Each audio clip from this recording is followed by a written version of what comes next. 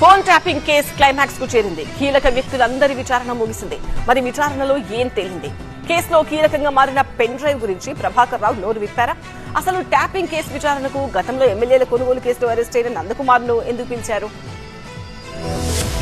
Phone tapping case కీలక దశకు చేరుకుంది. ఎస్ఐబీ మాజీ చీఫ్ ప్రభాకర్ రావు 14 రోజుల కస్టడీ ఇవాళ్టితో ముగియడంతో నిందితులందరినీ ఒకేసారి విచారించారు సిట్ అధికారులు. ప్రణీత్ రావు, భుజంగరావు, రాధాకిషన్ రావుతో పాటు తిరుపతన్నపైన ఒకేసారి ప్రశ్నలు సంధించారు. గత స్టేట్మెంట్లను అందరి ముందుంచి ప్రశ్నించారు. అంతేకాదు ప్రభాకర్ రావు కుమారుడు నిశాంత్ ను విచారించిన సిట్ అతని స్టేట్మెంట్ ను కూడా రికార్డ్ చేసింది. ట్యాపింగ్ కేసులో పెన్ డ్రైవ్ కీలకంగా మారింది. దీంతో పెన్ డ్రైవ్ గురించి ప్రభాకర్ రావును ప్రత్యేకంగా ప్రశ్నించారు సిట్ అధికారులు. అయితే 6000 ఫోన్ నంబర్లు ఉన్న పెన్ డ్రైవ్ గురించి ప్రభాకర్ రావు నోరు మెదపనట్లు తెలుస్తోంది. మెజార్టీ ప్రశ్నలకు నో అనే సమాధానమే వచ్చినట్టు సమాచారం. అప్పటి డీజీపీ మహేందర్ రెడ్డితో పాటు ఇంటెలిజెన్స్ చీఫ్లు నవీన్ చంద్, అనిల్ పేర్లను ప్రభాకర్ రావు చెబుతున్నట్లు తెలుస్తోంది. అలాగే మావోయిస్టుల విషయంపైనే హరీష్ రావు తనతో మాట్లాడినట్టు విచారణలో వివరణ ఇచ్చిన ప్రభాకర్ రావు తనకు రీఎంప్లాయ్మెంట్ కేసీఆర్ ఎలా ఇచ్చారనే దానిపైన మౌనం వహించారు. అలా నిందితుల విచారణ జరుగుతుండగా సీన్లోకి సడన్ ఎంట్రీ ఇచ్చారు డెక్కన్ కిచెన్ యజమాని నందకుమార్.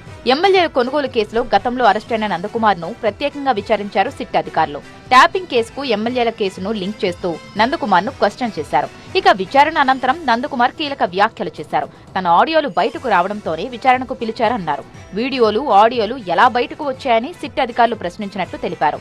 రాధాకిషన్ రావు బెదిరింపులపైన అడిగినట్లు వెల్లడించారు. తన దగ్గరున్న ఆధారాల్ని సిట్టుకు సమర్పించానన్న నందకుమార్ అవసరమైతే మళ్లీ పిలుస్తామని అధికారులు చెప్పినట్లు తెలిపారు. ఎమ్మెల్యేల కొనుగోలు కేసు జరిగింది.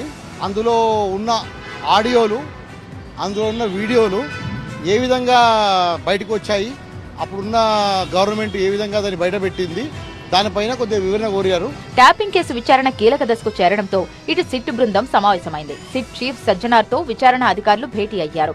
భేటీకి ఇంటెలిజెన్స్ చీఫ్ విజయ్ కుమార్ కూడా హాజరయ్యారు. ట్యాపింగ్ కేసులో తదుపరి కార్యాచరణపై ప్రధానంగా చర్చించారు. అలాగే పలువురు రాజకీయ నాయకులతో నోటీసులపైన చర్చించినట్లు తెలుస్తోంది. దీంతో నెక్స్ట్ ఏం జరగబోతోంది, సిట్ ఏం చేయబోతోంది అన్న ఉత్కంఠ రాష్ట్ర వ్యాప్తంగా నెలకొంది.